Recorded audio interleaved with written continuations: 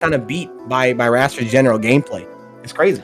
It's kind of insane they gave an air character such strong ground game. And the thing is, like, Raster has that same kind of gameplay, both on the ground and on a platform. He gets to mix up between both of those, while Crag has to both guess which lane Raster wants to play on and which phase of his dash dance he's in. And that's hard. And dude, I just want to say this real quick. I tell my friend this all the time. I love Absa, but why in the world does she have a fast wave dash? Why? She should be fast. I'm serious. Like, I love her, but like her weakness when she first was released into the game was she was slow AF. She couldn't move, and then they gave her like one of the best like wave dashes, and now she's fast on the ground and the air. It doesn't make any sense. But anyway, we have Soulrifle versus Adi. It's gonna be literally nuts. This might be the best set we commented today. Oh, 1000%. Both these players are just blisteringly fast. Amazing tech skill from both sides, and just love to play in each other's faces. They're so aggressive, but aggressively smart when they play. So it's like you're seeing high level aggro, and that is so sick.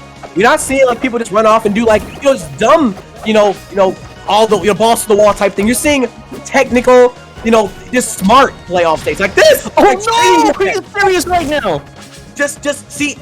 He understands that Zetterburns always are going to use that down special to recover because it resets their double jump. But if you meet them before they even get there, they don't get their double jump for one, and you can just kill like that. So it's so smart.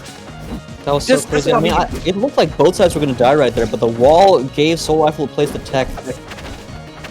Yeah, that tech, I actually thought that was a wall jump. Oh my goodness! And that Galaxy, this is looking so bad for Adi so quickly. Oh, but Adi does have Soulrifle on fire. It's just going to take one strong attack. The platform's actually connected, so because they connected, or like something happened basically. No. So the platforms weren't connected. So that dash attack that Soulrifle did actually didn't reach, and then they connected like right after. So if it was like just a little later on that dash attack would have connected. That's crazy. That's the stage just coming in, random kind of effect. Yeah, it is it's hard to keep track of the platform sometimes because there is an indicator. I think some players don't know this. There is an indicator on the platform. 18 seconds, 20 seconds, or 22 seconds. I counted like years ago. I just can't remember.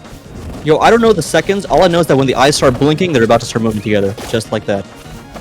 But like, it's really hard to pay attention to the eyeballs in the middle of a in the middle of like a high-paced match like this, Yeah, very true. I mean, I think this goes toward like a general sort of principle of Rivals compared to some games. Rivals is a game where you are trying to make your opponent focus on multiple aspects of the stage at once. Like, there are so many stage hazards that you set up compared to like some other platform fighters that try to get your opponent's reaction time lower by simply giving them more places on the screen they need to be reacting to. That's such a big part of setting up better position in this game. Soulrifle is going to take the first game.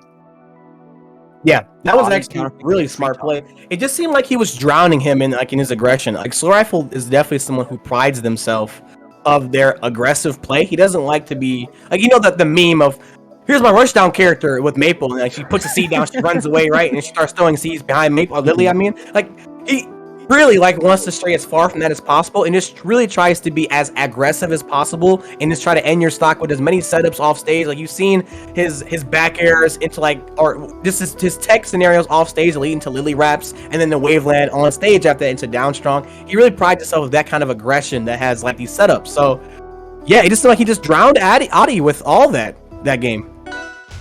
Yeah, and Adi wasn't really able to get his own wall of aggression up. I mean, we've seen Adi do exactly that to other players before. If he can set up his momentum, we might see quite a back and forth here. What do you think about Treetop for this counter pick?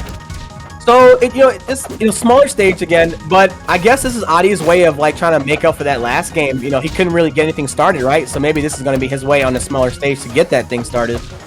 I guess that's my best guess for that. I could see it. I mean, Zetter does have the higher range on his aerials and like the higher, more like arc kind of shapes on his aerials, and that's going to be useful for covering some of these platforms, and covering a lot of space with the flat drops. Oh, that down strong is barely whiffing. Yeah, I'm actually shocked. Soulrifle wasn't aware that wouldn't connect there and just go for like a falling like fair or something.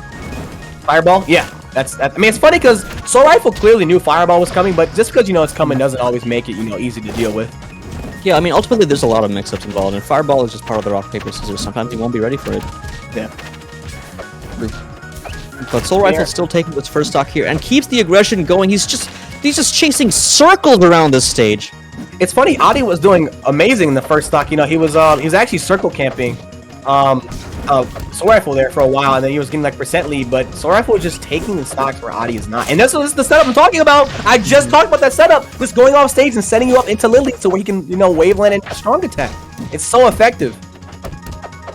You know, I think one of the big issues right now is that Adi is trying to find these kills via these like kill combos. I mean, that's what we see him do most sets. I mean, that's what we see Betterburn do most sets. But Soulrifle is just able to convert the edge guards directly over and over again with such consistency. Oh my goodness! Yeah, right here again. It is nice kind of oh, the double down air was actually sweet, but doesn't. I don't think he Soulrifle wanted that third down air. Oh, but that was so sweet. Just seeing the double down air from Maple was it's always a treat. Oh, don't DI in there. No way! I don't believe Adi knows how to DI that setup. It's like the second or third stock I think he's lost to tether up air.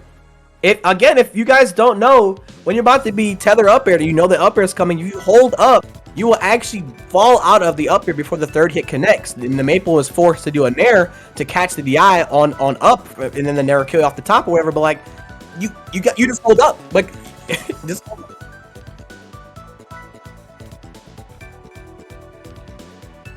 Wow! Oh, Adi won the set best of 5 at Riptide? So, apparently Adi fought Soulrifle at Riptide and won the best of 5. So what that probably means, at least based off this, is either Soulrifle really improved during that time, or he has a lot of tournament nerves, you know, or you know, offline tournament nerves. There's difference between online and offline. Like the setting and scenario is different. Maybe that's what got to him. I don't know. But regardless, he's showing out today. That's crazy. Yeah, I mean, both these players also have pretty high variance